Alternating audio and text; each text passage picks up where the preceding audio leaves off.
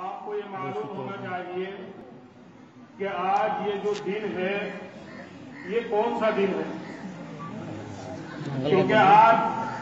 مسلمان باہر جو کے ساتھ تھوڑا سا بھولے ہوئے ہیں، ان کو غور تھوڑے سے اور جب مسلمان اپنی تاریخ کو بھول گیا تو پھر اس کے اندر حوصلہ قوت کہاں پیدا ہو سکتی ہے؟ حوصلہ اور قوت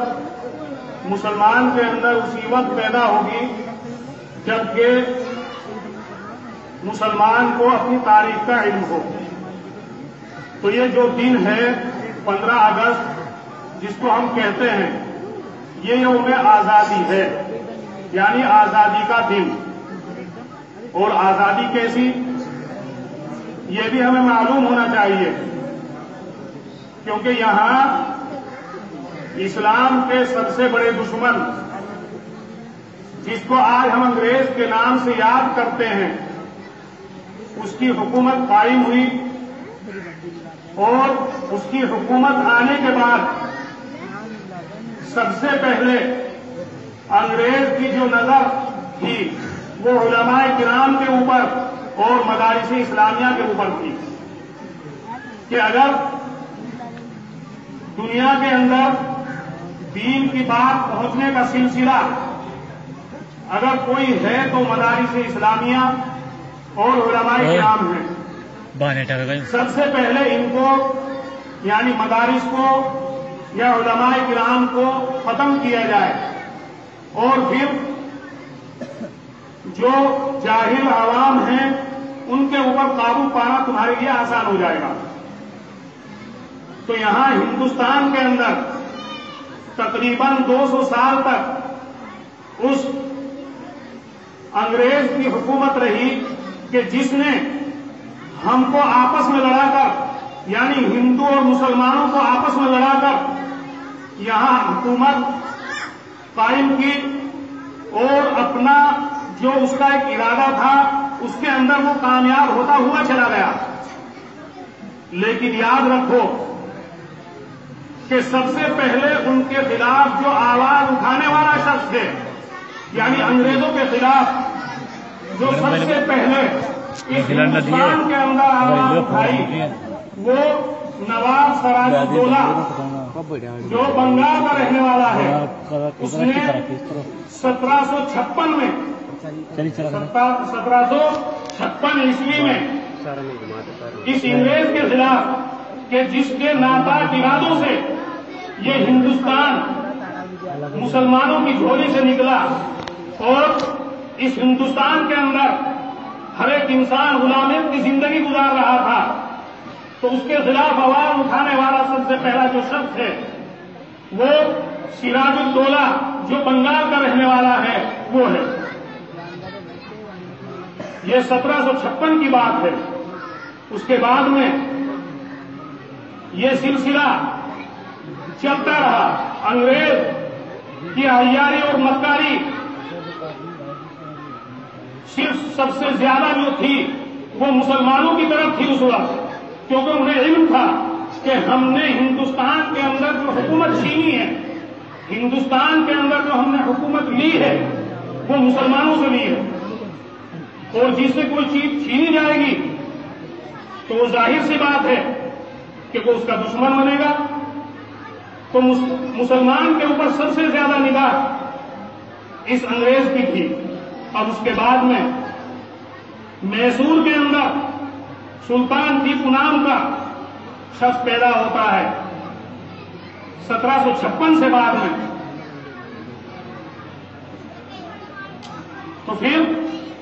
اس شخص کے اندر، اس مرد مجاہد کے اندر یہ تڑپ پیدا ہوئی کہ اگر آپس میں یہ انگریز مسلمانوں کو اور ہندوؤں کو لڑاتے رہے اور یہ آندھی چلتی رہی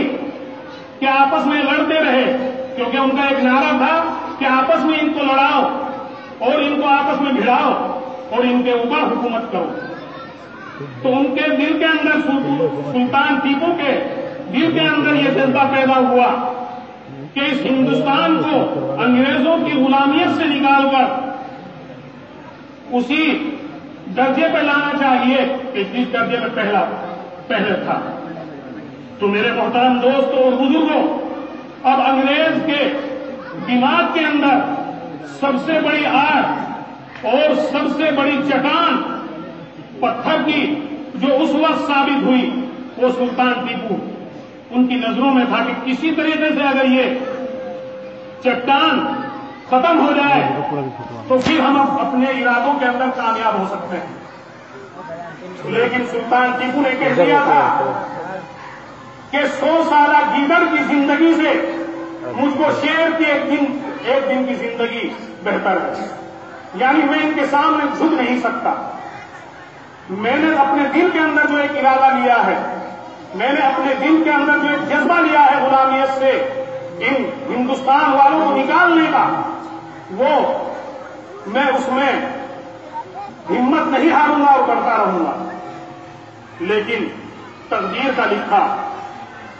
پورا ہوتا ہے، وہ مٹ نہیں سکتا۔ اپنوں کی غداری کی وجہ سے، یعنی اپنوں نے ہی غداری کی۔ ادھر جنوبی ہند کے جو عمرا اور جو امیر لوگ تھے، بڑے لوگ تھے، جو انگریزوں کے چاپلوس تھے، جو انگریزوں کے ایجنٹ تھے، انہوں نے غداری کر کے سلطان ٹیپو کو شہید کرایا اور 1799 میں سلطان ٹیپو شہید ہوا۔ لیکن میرے محترم دوستوں اور بزرگوں، یہ آزادی کا جذبہ کہ جس کو آج ہم یوم اگست 15 اگست کے نام سے مناتے ہیں، یہ جذبہ ہندوستان کے عوام کے اندر آ چکا تھا، ہندوؤں کے اندر بھی آ چکا تھا، مسلمانوں کے اندر بھی آ چکا تھا۔ اور وہ جو ایک دوری انگریزوں نے آپس میں لڑا کر رکھی تھی، وہ بھی آہستہ آہستہ دور ہوتی چلی گئی، اور مسلمان اور ہندو ایک جگہ اکٹھے ہو کر انگریز کے مقابلے پر آئے۔ اس کے بعد میں میرے محترم دوستوں، اپنی تاریخ یاد رکھیے کہ پھر انگریزوں کا جو مقابلہ کرنے والے ہیں 1799 سے بعد میں، وہ سید احمد شہید اور سید اسماعیل شہید، یہ دو بالا کوٹ کے میدان میں انگریزوں سے مقابلہ کرنے والے ہیں۔ اور بالا کوٹ کے میدان میں جا کر انہوں نے اس ہندوستان کی آزادی کے خاطر اپنی جان کی قربانی دی، اپنی جان کا نظریہ پیش کیا اور وہاں جا کر شہید ہوئے۔ اسی طریقے سے پھر یہ 100 سالہ عرصہ، یعنی 1756 سے لے کر 1857 تک کا جو عرصہ ہے، یعنی 100 سالہ، اس میں سب سے زیادہ قربانی دینے والے اور سب سے زیادہ غلامیت سے اس ملک کو نکالنے والے، اس کا جذبہ لوگوں کے دلوں کے اندر پیدا کرنے والے جو ہیں وہ مسلمان ہیں۔ اس کے بعد میں 1857 کے اندر ایک غدر ہوتا ہے، یعنی غدر کا مطلب یہ ہے کہ جو حکومت ہے اس کے خلاف کھڑے ہونا۔ اور 1857 میں 10 مئی کے اندر میرٹھ کی چھاونی میں ایک میٹنگ ہوئی، اور اس میٹنگ میں یہ طے پایا کہ اپنا کوئی رہبر چننا چاہیے کہ جس کے جھنڈے کے نیچے رہ کر، جس کی بات مان کر اس سفید فام کو، انگریز کو یہاں سے ہم بگا سکیں، ایسا کوئی شخص ہونا چاہیے۔ 10 مئی 1857 کے اندر میرٹھ چھاونی کے اندر یہ بات طے ہوئی، اور وہاں سے ایک قافلہ کہ جس میں ہندو بھی تھے، مسلمان بھی تھے، سب اکٹھے ہو کر دہلی پہنچے، اور دہلی پہنچ کر وہاں ظفر شاہ بادشاہ جو تھا اس کو انہوں نے اپنا امیر اور اپنا رہبر بنایا، اور پھر اس انگریز کے خلاف مورچہ قائم کیا، اور پھر انگریز کے خلاف وہ اپنے جان اور مال کی قربان دینے کے لیے تیار تھے۔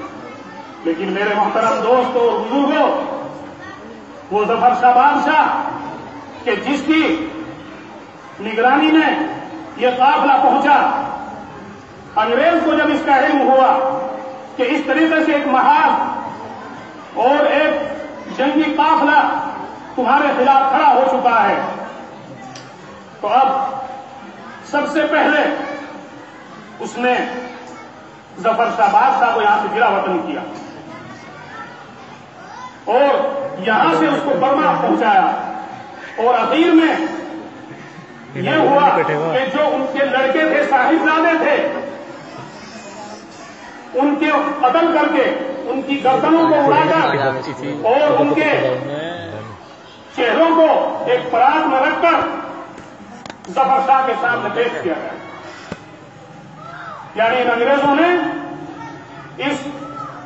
ہندوستان کو اپنے قبضے میں رکھنے کے لیے جتنی بھی ان کی کوششیں ہو سکتی تھی، جس لائن سے بھی ہو سکتی تھی، چاہے وہ علماء کرام کی لائن سے ہو، ادھر سے بند کرنے کی کوشش کی، چاہے وہ سیاسی میدان میں جو لوگ آنے والے ہیں اس لائن سے ہو، ادھر سے انہوں نے بند کرنے کی کوشش کی، اور بادشاہ کے صاحبزادوں کو قتل کر کے ان کے سروں کو ایک پرات میں رکھ کر بادشاہ کے سامنے پیش کیا، اور بادشاہ نے اپنے آپ کو صبر و تحمل میں لا کر یہ کہا کہ نوجوان بچوں کی یہی پہچان ہوتی ہے کہ وہ اپنے ملک کی خاطر اپنی جان کو قربان کر کے باپ کے سامنے اسی طرح پیش ہوتے۔ تو میرے محترم دوستوں اور بزرگوں، یہ ہندوستان کے اندر آج جو ہم کو یہ آزادی ملی ہوئی ہے، یہ ویسے ہی نہیں ملی، یہ ہمارے بڑوں نے، ہمارے علماء کرام نے اور ہمارے ہندو بھائیوں نے مل کر اس ہندوستان کی آزادی کے لیے اپنی جان کی اور مال کی قربانی کی۔ اس کے بعد وہ میرے محترم دوستوں اور بزرگوں، اتنا قتل و غارتی انگریز نے کی کہ بتلایا جاتا ہے کہ دلی کا جو چاندنی چوک ہے وہاں سے لے کر اور لاہور تک کوئی درخت ایسا بچا ہوا نہیں تھا کہ جس کے اوپر علماء کرام کی لاشیں یا ہندوستان کو جو آزاد کروانے والے تھے ان کی لاشیں لٹکی ہوئی نظر نہ آتی۔ یہیں تک نہیں بلکہ پہلے سے درختوں کے اوپر رسے ڈال کر رکھا کرتے تھے پھندے کے، اور ان لوگوں کو کہ جو ہندوستان کو آزاد کرانے کے لیے ان کے مقابلے پر آتا تھا تو اس کو پکڑ کر ہاتھی کے اوپر بٹھاتے، اور ہاتھی کے اوپر بٹھا کر پھر اس درخت کے پاس لے جاتے اور پھندا اس کے گلے میں ڈالتے اور ہاتھی کو آگے چلا دیتے، تو پھر وہ لاش لٹکتی ہوئی، تڑپتی ہوئی، آنکھیں باہر ہوتی ہوئی نظر آتی اور وہی ختم ہو جاتی۔ اتنے بڑے بڑے ظلم اس انگریز نے اس ہندوستان میں کیے، لیکن میرے محترم دوستوں اور بزرگوں، ہمارے بڑوں نے ان کے سامنے جھکنے نہیں دیتے، ہمت نہیں آ رہی، بلکہ جس طریقے سے بھی انہوں نے ان کو اپنی بات سے یہ کہلوانا چاہا کہ جس ملک کی آزادی کے لیے تم فتویٰ دے رہے ہو یا جس ملک کی آزادی کے لیے تم کوششیں کر رہے ہو اس بات کو تم واپس لے لو، ہم تم کو چھوڑ دیں گے، لیکن وہ اپنی بات سے نہیں ہٹے، اپنی جان کو بھی قربان کر دیا اور مال کو بھی، اور انہی علماء کرام کو بوریوں میں بند کر کے توپوں کے منہ پر لگاتے تھے اور توپوں کے منہ پر باندھ کر پھر توپ چلاتے تھے، اور پھر ان کے بدن کے ٹکڑے کاغذ کے پرزوں کی طرح ہواؤں میں اڑتے تھے، ان کے، ہمارے بڑوں کے، ہمارے علماء کرام کے، اس لیے اس ہندوستان کی آزاد کرانے کے لیے، اور ان کی کوئی غلطی نہیں تھی بلکہ صرف یہ تھی کہ انہوں نے آواز اٹھا رکھی تھی کہ ہم اس ہندوستان میں غلامیت سے رہنا نہیں چاہتے، غلام بننا نہیں چاہتے، ہم اس ہندوستان میں آزاد بن کر رہے ہیں۔ اس لیے ان کے اوپر اس انگریز نے اتنے بڑے بڑے ظلم ڈھائے۔ تو تاریخ تو بہت وسیع ہے، اصل تو آپ حضرات کے سامنے استاد محترم